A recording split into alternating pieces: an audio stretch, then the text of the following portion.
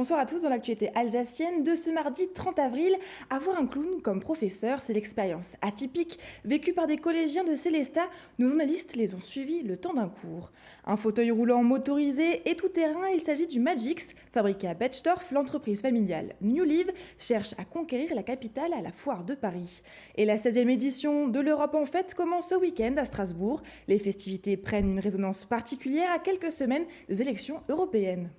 Mais pour commencer un peu plus tôt dans la journée, la direction de Auchan France a publié un communiqué annonçant la mise en vente de 21 supermarchés, dont celui de Mulhouse. Fermé depuis un mois, le site employait 40 salariés. Ils sont actuellement en absence autorisée, tous dans l'attente de reclassement ou de licenciement. Si les 21 supermarchés jugés déficitaires par la direction ne retrouvent pas de repreneur, un plan de sauvegarde de l'emploi sera ouvert selon l'enseigne. En tout, 723 postes seraient concernés en France. Redynamiser le territoire, c'est l'enjeu du Café Contact de l'emploi. Organisé pour la 225e fois, il a accueilli ce matin une vingtaine d'employeurs au centre socioculturel de Königshofen. En tout, 80 postes étaient à pourvoir dans des secteurs variés. Romain Hirt s'est rendu sur place.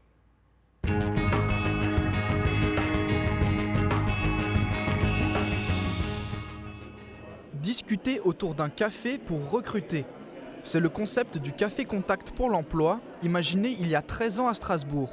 L'objectif, permettre à des personnes en difficulté pour trouver un emploi d'arriver directement à l'étape de l'entretien d'embauche, sans passer par la case parfois incertaine du dépôt de CV. Et pour certains jeunes, c'est aussi l'opportunité de faire un premier pas dans le monde du travail. Ce qui est intéressant dans le Café Contact, ce que je préconise pour les jeunes de 16 à 25 ans, de 18 à 25 ans, c'est même s'ils ne trouvent pas un emploi, ce qui est très très intéressant, c'est qu'ils se confrontent à un employeur directement. Donc déjà, ça les prépare aux entretiens, la posture à avoir en face d'un recruteur. Le Café Contact, ce que je trouve intéressant, ce n'est pas seulement le fait de trouver un travail, c'est le fait de se confronter à cette réalité. Donc les entretiens, passer des entretiens, se former à ça, être en contact direct. Et au début, on est timide, le deuxième, on y va, le troisième, ça y est, on est libre. Et voilà quoi, donc c'est ce que je trouve intéressant moi. En plus du fait de trouver un travail, quoi. En 13 ans d'existence, l'association a mis en contact plus de 20 000 candidats avec près de 3 500 employeurs. Autant dire que ça en fait des cafés consommés. Et aussi des postes proposés, de la restauration au BTP en passant par le service à la personne ou le transport. Ce matin, 80 postes étaient proposés par 18 employeurs. Car si cette méthode plaît aux candidats, elle intéresse également les recruteurs. L'intérêt, c'est d'aller au-delà du CV, c'est de rencontrer des gens, d'avoir un temps d'échange, puisqu'un CV reste quand même assez impersonnel. Donc on aime bien venir au Café Contact pour pouvoir échanger, pour pouvoir avoir un petit échange humain, en tout cas un dialogue qui permette que les gens puissent s'exprimer sur leurs compétences, leur parcours de vie et leurs expériences professionnelles. C'est une méthode qui porte ses fruits parce que nous avons conclu de nombreux contrats en intérim et même en CDI. Pour nos propres agences, nous avons pu recruter également pour certains de nos clients. On a mis des intérimaires en place qui se sont vus proposer des CDI à la clé. Cet événement s'inscrit dans l'opération Strasbourg, capitale sociale et solidaire. Une prochaine édition est déjà prévue le 13 juin à l'hôtel de ville de Schiltigheim. Une entreprise alsacienne qui gagne à se faire connaître, il s'agit de New Live. Basée à Betschdorf, elle cherche à séduire le reste de la France. Ancienne lauréate du concours Lépine, la voici de retour à la foire de Paris pour présenter son fauteuil motorisé. Nora Boriwa nous en dit plus.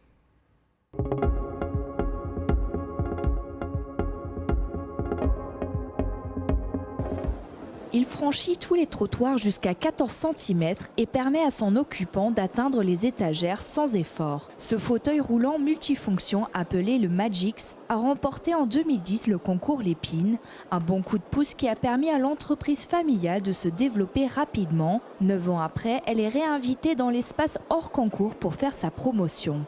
Grâce au concours Lépine, il a pu se faire garantir un crédit pour pouvoir justement lancer une production du fauteuil. Et fin 2013, il a eu l'agrément, le CE, donc le marquage CE, et il a commencé la production. Donc les premiers fauteuils ont été produits fin 2013. Et aujourd'hui, on est à plus de 800, donc c'est que le produit marche. C'est un bon produit, il va jusqu'à 10 cm dans la neige. La neige, justement, était un des éléments déclencheurs de la création de ce fauteuil. Le père de Michael, Michel Auru, a imaginé ce fauteuil lors de vacances au ski pour sa fille Mégane, elle-même en situation de handicap.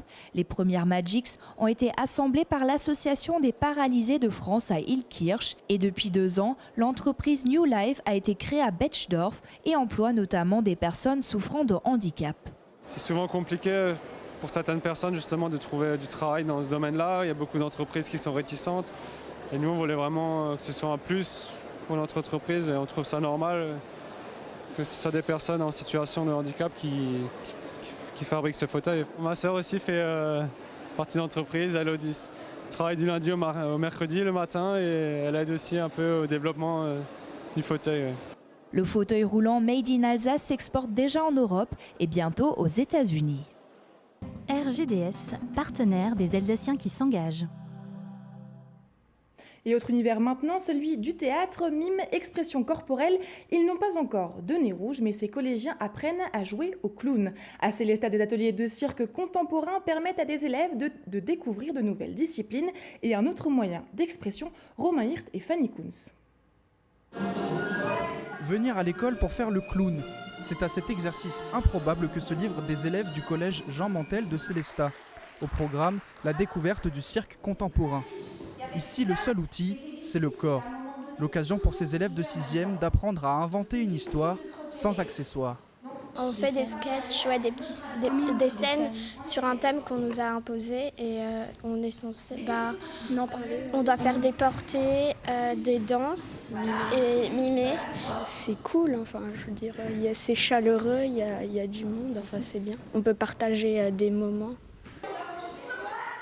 Mais l'exercice va plus loin que l'élaboration de sketchs. Les élèves sont amenés à découvrir leur corps et à gérer leurs mouvements et leur espace avec l'aide d'Oriane Bernard, une artiste de cirque et de music-hall. Moi, je suis toujours intéressée d'être dans la transmission. C'est quand même très beau de pouvoir transmettre à des élèves. Et en plus, moi, étant clown et aimant la folie, je travaille sur des thèmes comme ça où je leur dis que tout est possible, on peut tout raconter, mais pas n'importe comment. Donc il faut toujours que ce soit très bien travaillé, mais après on peut partir dans des délires. Et quand ils voient que le délire est possible, il y a quelque chose de très jubilatoire. Quoi de mieux que les petits riens du quotidien pour exercer sa créativité? De quoi donner à son brossage de dents du matin un goût décapant. C'est une ouverture culturelle déjà, parce qu'ils n'ont pas souvent l'occasion de voir ce genre de choses. Ça leur permet de faire des choses très simples et être dans la réussite tout de suite, puisque le mime, le cirque, c'est quelque chose de facile. Donc ils sont tout de suite en confiance, effectivement, ça peut être la prise de confiance aussi. 8 classes du secteur de Célestat participent à ce dispositif. Des ateliers qui s'inscrivent dans le cadre du parcours d'éducation artistique et culturelle initié par le ministère de l'Éducation nationale. Dès ce week-end, Strasbourg célèbre l'Europe. À quelques semaines de l'élection européenne, la traditionnelle fête de l'Europe prend une dimension un peu particulière. Avec des animations pour tous les âges, c'est aussi l'occasion pour la capitale alsacienne de réaffirmer sa place de capitale européenne. Plus d'informations avec Anna Britz.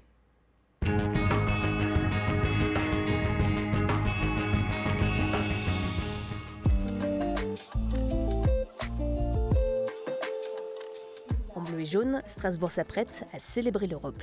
Et en cette année d'élection, ce n'est pas un jour, mais un mois que la fête va durer. Alors dès ce week-end, le quartier européen ouvre le bal. Les Strasbourgeois pourront mieux comprendre les instances européennes. Et pour les y inviter, l'Europe en fête, c'est aussi une affiche avec Winston Churchill en son centre, tout un symbole pour la ville.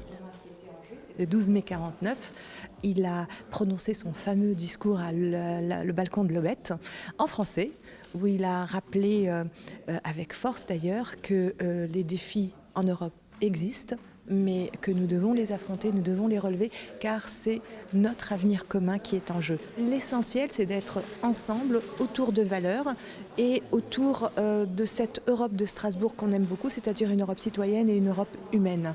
Et nous avons construit ce schéma autour du concept de Mireille Delmas-Marty qui rappelle que l'Europe, en ce moment, est une Europe bousculée par des vents contraires. Et la boussole, selon elle, c'est les valeurs fondamentales.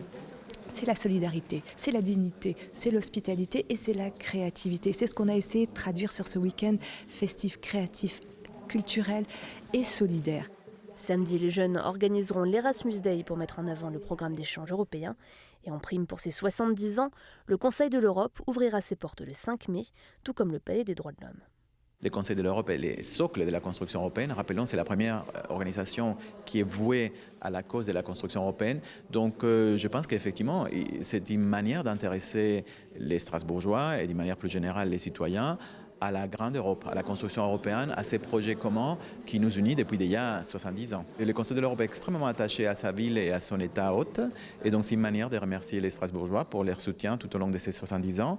Et c'est l'occasion aussi de les permettre de découvrir cette organisation qui est parfois méconnue. Autre moment fort des festivités, le festival Europasique les 11 et 12 mai, mais aussi les portes ouvertes du Parlement européen, cette fois le 19 mai.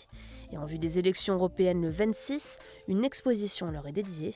Mode de scrutin, prise de décision, de quoi mieux comprendre les enjeux de ces élections et le fonctionnement de l'Europe.